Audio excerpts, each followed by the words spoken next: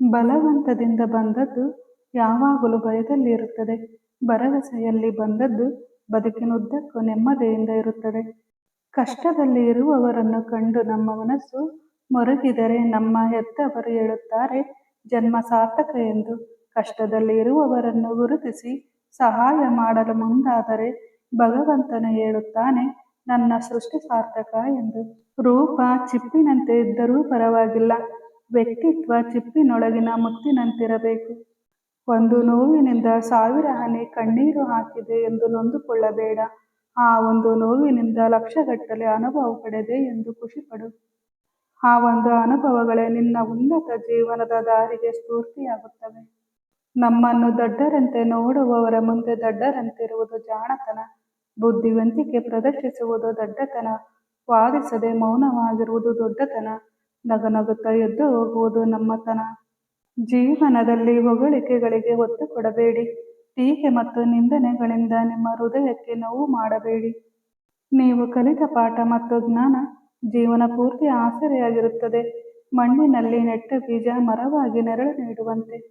ನೀವು ಪ್ರತಿದಿನ ನಿಮ್ಮ ಸಾಧನೆಯ ಚಿಂತೆ ಮಾಡುತ್ತಿದ್ದರೆ ಭವಿಷ್ಯದ ಪಯಣ ಸುಲಭವಾಗುತ್ತದೆ. ಚಿಗುರಿದ ಕನಸು ಸುಂದರವಾದ ಜೀವನ ಸೃಷ್ಟಿಯಾಗುತ್ತದೆ. ಸಾಧನೆಯ ಛಲವು ಜೀವನದ ಉಲ್ಲಾಸವನ್ನು ಉದ್ದೇಶವನ್ನು ರೂಪಿಸುತ್ತದೆ. ನೀವು ನಿಮ್ಮ ಜೀವನದಲ್ಲಿ ಮೊದಲು ಅಗತ್ಯವಾಗಿರುವುದನ್ನು ಮಾಡಿದರೆ ಮಾತ್ರ ನಿಮ್ಮಿಂದ ಸಾಧನೆಯಾಗುತ್ತದೆ. ನೀವು ಅಸಾಧ್ಯವಾದದ್ದನ್ನು ಸಾಧಿಸಬಹುದು. ಬದುಕಿನಲ್ಲಿ ಕೆಲವು ಘಟನೆಗಳು ವಿರುದ್ಧವಾಗಿ ನಡೆದಾಗ ಬೇಸರ ಮಾಡಿಕೊಳ್ಳಬೇಡಿ.